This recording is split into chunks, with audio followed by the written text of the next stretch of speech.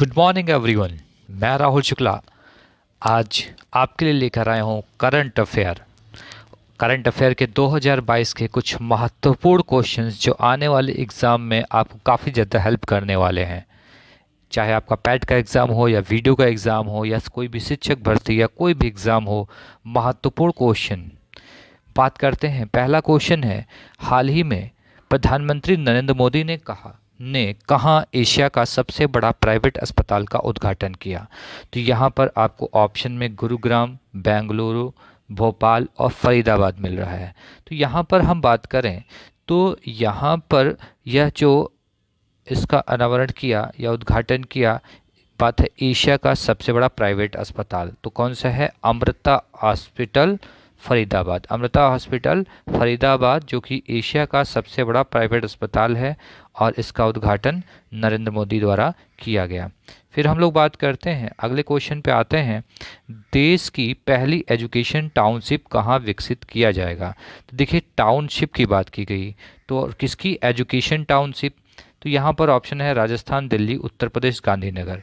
तो देखिएगा यहाँ पर हम लोग बात करते हैं तो अमेरिका जैसे देशों की तर्ज पर, तो किसकी तर्ज पर? अमेरिका जैसे देशों की तर्ज पर यूपी। तो यहाँ पर क्या हमें आंसर निकल के आया? यूपी। यूपी में एजुकेशन टाउनशिप विकसित की जाएगी। देश में पहली ऐसी टाउनशिप यूपी में खोलेगी। देश की, ये मतलब पहली है। इसका जो मतलब है, मतलब इसका उद्देश्य है, तो क्या है? एक ही जगह पर सभी प्रकार की शिक्षा व कौशल विकास का प्रशिक्षण आसानी से उपलब्ध होना। ठीक है, तो शिक्षा एवं कौशल विकास के प्रशिक्षण हेतु यह एजुकेशन टाउनशिप कहाँ पर खोली जाएगी? उत्तर प्रदेश में। अगला क्वेश्चन है, 9 जनवरी 2023 में 17वां प्रवासी भारतीय दिवस सम्मेलन कहाँ आयोजित किया जाएगा? इंदौर, अहमदाबाद, गोवा, मुंबई। तो देखिएगा 2023 का पूछा गया है और 17वां प्रवासी दिवस पूछा गया है। तो 9 जनवरी की जब बात करते हैं तो 9 जनवरी 1915 को गांधी जी दक्षिण अफ्रीका से भारत आए थे, इसीलिए प्रत्येक वर्ष 9 जनवरी को भारतीय प्रवासी दिवस मनाया जाता है। तो हम लोग इसकी बात करें तो विदेश मंत्री के प्रवक्ता अरिंदर बागची के मुताबिक 17वां प्रवासी दिवस 2023 में अगले साल जनवरी में इंदौर में होगा। कहाँ होगा? इंदौर में होगा। अच्छे से याद रखिएगा, इंदौर में होगा। और प्रवासी भारतीय दिवस हर साल 9 जनवरी को भारत के विकास में प्रवासी भारतीय समुदाय के योगदान को चिन्हित करने के लिए माना जाता है। ठीक है, तो कहाँ पर होगा? इंदौर में होगा। अच्छे से याद रखिएगा, भारतीय प्रवासी दिवस जो 17वां होगा 2023 में। अगला क्वेश्चन है, देश का पहला पूर्ण कार्यात्मक आदिवासी साक्षर जिला कौन सा होता है? ठीक है, तो ये आदिवासी साक्षर जिला मतलब कौन सा जिला है जहां आदिवासी साक्षर बन गया है? तो सतना जिला, खूंटी जिला, हजारीबाग जिला या मांडला जिला।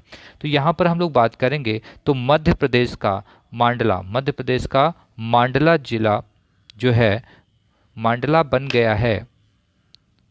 मध्य प्रदेश का मांडला बना आदिवासी जिला जिसके सभी लोग हैं पढ़े लिखे, साक्षर के पहले पायदान को किया पार। ठीक है, तो मांडला जो है ये आदिवासी साक्षरता में नंबर 1 स्थान पर है। अगला प्रश्न है, हाल ही में किस राज्य में दही दांडी को साहसिक खेल का दर्जा मिला? उत्तर प्रदेश, हरियाणा, महाराष्ट्र, पंजाब। ठीक है, तो दही दांडी आप जानते होंगे कि यहाँ पर आप देख रहे होंगे इस डायग्राम में कि यहाँ पर एक के ऊपर एक लोग खड़े हो रहे हैं, पिरामिड की तरह बनाते हैं और ऊपर क्या होता है? एक हांडी होती है और हांडी में दही होता है, इसको फोड़ने की परंपरा होती है। तो यहाँ पर बात करें तो महाराष्ट्र, ये क्या है? महाराष्ट्र इसका आंसर है। महाराष्ट्र में दही हांडी के साहसिक खेल का दर्जा मिलेगा। यही नहीं, इस खेल में भाग लेने वाले गोविंद जो इसमें भाग लेते हैं इनको क्या बोलते हैं? गोविंदाओं को सरकारी योजनाएं, सरकारी नौकरियों में दी जाएंगी। महाराष्ट्र के मुख्यमंत्री एकनाथ शिंदे ने गुरुवार को विधानसभा में घोषणा की, मतलब कुछ दिन पूर्व यह घोषणा की है। ठीक है, फिर हम लोग बात करते हैं, अगले प्रश्न की ओर आते हैं। अगला प्रश्न है कि हर घर जल प्रमाणन प्राप्त करने वाला पहला राज्य कौन सा बन गया? तो उत्तराखंड, मध्य प्रदेश, बिहार, गोवा। तो हम ये पहले भी बात कर चुके हैं कि प्रधानमंत्री नरेंद्र मोदी ने हर घर पहुंचाने वाला जो पहला राज्य बना है, कौन सा बना है? Goa. Goa has become a first place. तो गोवा जो है वहाँ पर हर घर जो है जल पहुँचाने में प्रथम स्थान पर है। और नरेंद्र मोदी ने बताया कि जल जीवन मिशन के तहत हमारी सरकार ने 10 करोड़ ग्रामीण परिवारों को पाइप के जरिए जल पहुँचाया है। फिर अगले प्रश्न की ओर हम लोग आते हैं, न्यायमूर्ति उदय उमेश ललित भारत के कौन से मुख्यमंत्री बने? तो उदय उमेश ललित की बात हो रही है, यूयू ललित। तो यहाँ पर पूछा गया कौन से नंबर के हैं? तो बात करते हैं यूयू ललित की, तो इनकी उम्र कितनी है, 64 वर्ष है। और इनकी जो मुख्य न्यायाधीश की अधिकतम आयु कितनी होनी चाहिए, 65 वर्ष होनी चाहिए। मतलब इनका कार्यकाल लगभग 1 वर्ष के आसपास बचा हुआ है। ये भारत के उच्चतम न्यायालय के 49वें, तो ये आप याद रखिएगा कौन से हैं, 49वें न्यायाधीश बने हैं। अगले प्रश्न की ओर आते हैं। प्रधानमंत्री नरेंद्र मोदी ने स्वतंत्रता की 75वीं वर्षगांठ पर लाल किले से अगले 25 वर्ष के लिए कौन सा लक्ष्य की घोषणा की। तो यहाँ पर हम लोग बात करें तो अगले 25 वर्षों के लिए कौन सा लक्ष्य, तो यहाँ पर है पंचप्राण, पंचगण, पंचमहिमा या नन ऑफ दिस। तो यहाँ पर हम लोग बात करते हैं तो इसका क्या होगा आंसर, तो इसमें देखते हैं तो स्वर्णिम भारत के 25 वर्ष के लिए यहाँ पर जो शब्द यूज़ किया गया वो है पंचप्राण। पंचप्राण है, पंचप्राण में पहला प्राण क्या है, विकसित भारत। दूसरा प्राण क्या है, गुलामी से मुक्ति। तीसरा प्राण क्या है, विरासत पर गर्व। चौथा प्राण क्या है, एकता और एकजुटता। पांचवा प्राण क्या है, नागरिकों का कर्तव्य। तो ये 5 प्राण मतलब पंच प्राण कहा। अगला क्वेश्चन है, भारत में पहली बार विभाजन विभीषिका दिवस किस तिथि को मनाया गया, 14 अगस्त, 15 अगस्त, 13 अगस्त या 16 अगस्त। तो यहाँ पर हम लोग बात करें तो 14 अगस्त 1947 को भारत से पाकिस्तान को अलग किया गया था, तो विभाजन उसी दिन हुआ था। तो इस विभाजन की विभीषिका स्मृति दिवस के रूप में 14 अगस्त को अब प्रत्येक वर्ष मनाया जाएगा। तो यह अभी प्रारंभ हुआ है, तो अब से प्रत्येक 14 अगस्त को विभाजन विभीषिका स्मृति दिवस के तौर पर मनाया जाएगा। फिर अगला क्वेश्चन है, दिनेश गुणवर्धने श्रीलंका के कौन से नंबर के प्रधानमंत्री बने। तो ये श्रीलंका के नए प्रधानमंत्री बने हैं और श्रीलंका की स्थिति आप लोग देख ही रहे होंगे इस समय कैसी है। तो यहाँ पर हम लोग बात करें और श्रीलंका ने अभी T20 में भी एशिया कप में विजेता भी हुआ है, तो ये भी प्रश्न बन सकता है।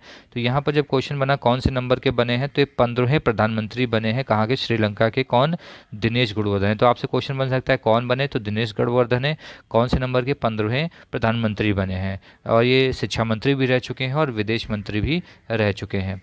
अगला प्रश्न है, प्रधानमंत्री नरेंद्र मोदी ने कनाडा के किस शहर में सरदार वल्लभ भाई पटेल की प्रतिमा का अनावरण किया, ओंटारियो, विक्टोरिया, टोरंटो, ओटावा। तो पहले चीज़ यहाँ बात करें तो अगर हम सरदार वल्लभ भाई पटेल की बात करें तो भारत में गुजरात में इनकी सबसे बड़ी प्रतिमा, विश्व की सबसे ऊंची प्रतिमा भारत में ही है सरदार वल्लभ भाई पटेल की। और कनाडा में यहाँ पर मरखम कहाँ है, कनाडा में ओंटारियो नामक स्थान पर है। तो यहाँ हमारा आंसर क्या होगा, ओंटारियो में मरखम नामक स्थान पर प्रधानमंत्री नरेंद्र मोदी ने सरदार वल्लभ भाई पटेल की प्रतिमा का अनावरण किया। अगला प्रश्न है, भारत का पहला विश्व शांति केंद्र किस शहर में स्थापित किया जा रहा है। तो देखिए यहाँ पर बात हो रही है भारत का पहला विश्व शांति केंद्र किस शहर में स्थापित किया जा रहा है, चेन्नई, हैदराबाद, गुरुग्राम या पुणे। तो यहाँ पर ये भी इंपॉर्टेंट क्वेश्चन आपके लिए बनता है। तो यहाँ पर हम लोग बात करें शांति के राजदूत जैनाचार्य डॉक्टर लोकेश जी द्वारा स्थापित अहिंसा विश्व भारती संगठन हरियाणा के गुरुग्राम में पहला विश्व शांति केंद्र स्थापित करेगा। ठीक है, तो यहाँ पर देखिएगा ये हैं आपके कौन, लोकेश जी हैं और इनके साथ में क्या, मनोहर लाल खट्टर जो कि हरियाणा क्या है, मुख्यमंत्री हैं। तो इसका आंसर आपका क्या होगा, तो ये क्या होगा, गुरुग्राम जो कि हरियाणा में है, यहाँ पर भारत का पहला विश्व शांति केंद्र स्थापित किया जाएगा। फिर बात करते हैं कि आप हमारे इस चैनल को लाइक करें, सब्सक्राइब करें और शेयर करें। आपके सहयोग से हम लगातार वीडियो बनाते रहेंगे और प्रयास रहेगा कि हमें आने वाले एग्ज़ाम के लिए हम आपको तैयार करें, क्योंकि कहा गया है बीता हुआ समय कभी वापस नहीं आता। इसलिए जो समय आपको मिला है उसी का सदुपयोग करें और अच्छी तैयारी करें। आज के लिए इतना ही, बहुत बहुत धन्यवाद।